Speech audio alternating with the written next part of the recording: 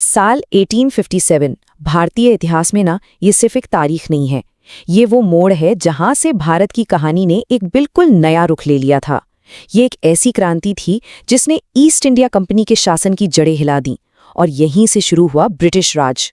ये अंग्रेजों के खिलाफ पहला इतना बड़ा, इतना संगठित विद्रोह था जिसने पूरे देश को सचमुच झकझोर कर रख दिया था।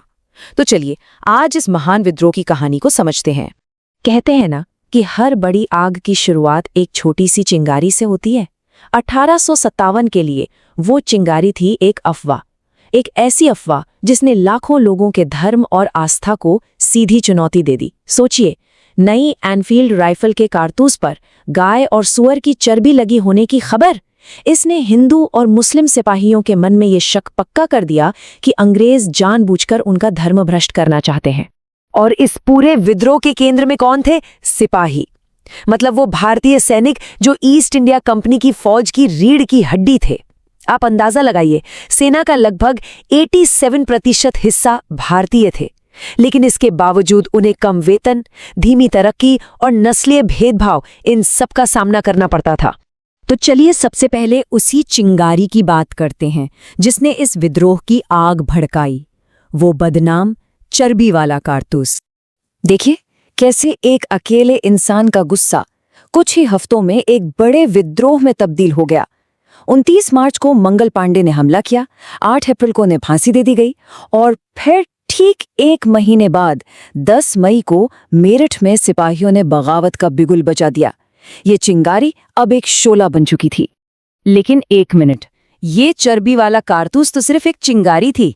असल वजह तो वो बारूद का ढेर था जो ईस्ट इंडिया कंपनी के 100 साल के राज में धीरे धीरे जमा हो रहा था। जी हाँ, चर्बी वाले कारतूस ने तो बस उस बारूद में आग लगाई थी जो 100 सालों से इकट्ठा हो रहा था। कंपनी की नीतियों ने समाज के हर तबके को अपना दुश्मन बना लिया था।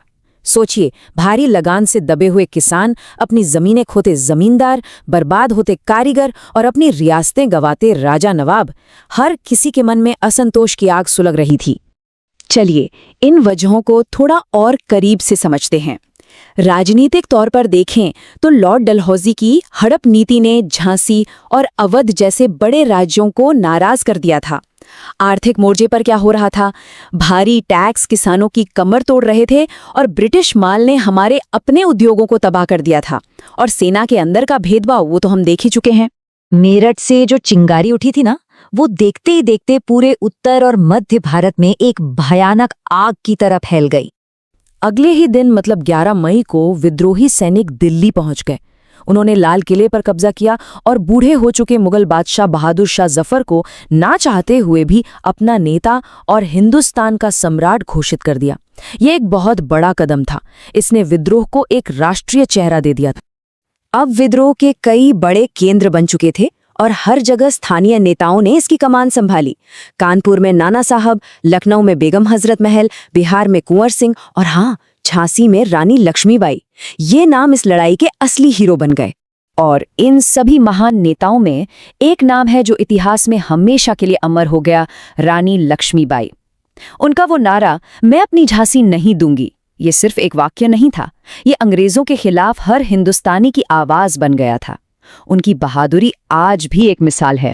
पर सवाल ये है कि इतनी बहादुरी के बाद भी ये विद्रोह आखिर में नाकामयाब क्यों हुआ और इसके नतीजे क्या निकले?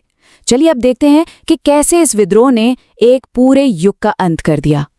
देखिए, इस विद्रोह की नाकामी के पीछे कई बड़ी वजहें थीं।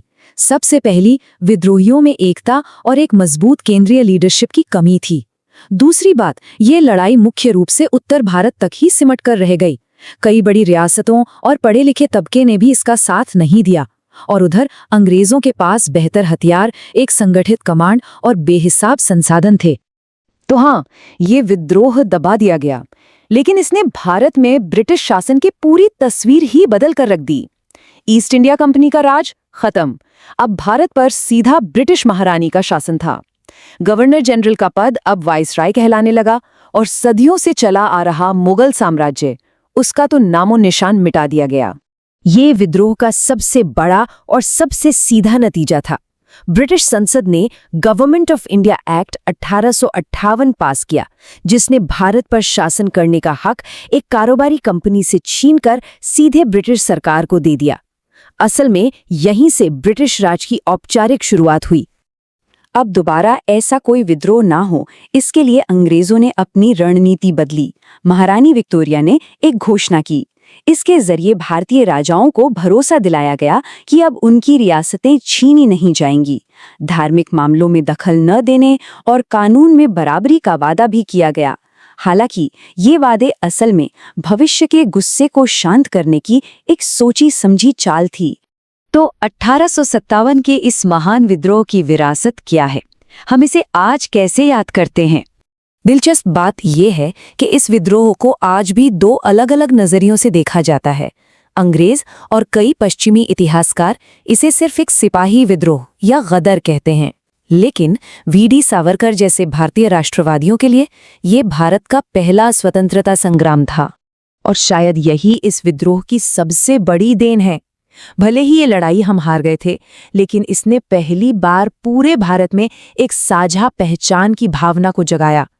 एक एहसास कि हमारा दुश्मन एक है और हमें मिलकर लड़ना होगा। कह सकते हैं कि यहीं से आधुनिक भारतीय राष्ट्रवाद के बीज पड़े।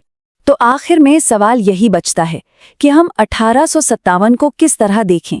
क्या ये अपनी सत्ता खो रहे राजा महाराजाओं की आखिरी कोशिश थी, या फिर ये उस नए राष्ट्र की पहली आवाज थी जिसका जन्म होना अभी बाकी था?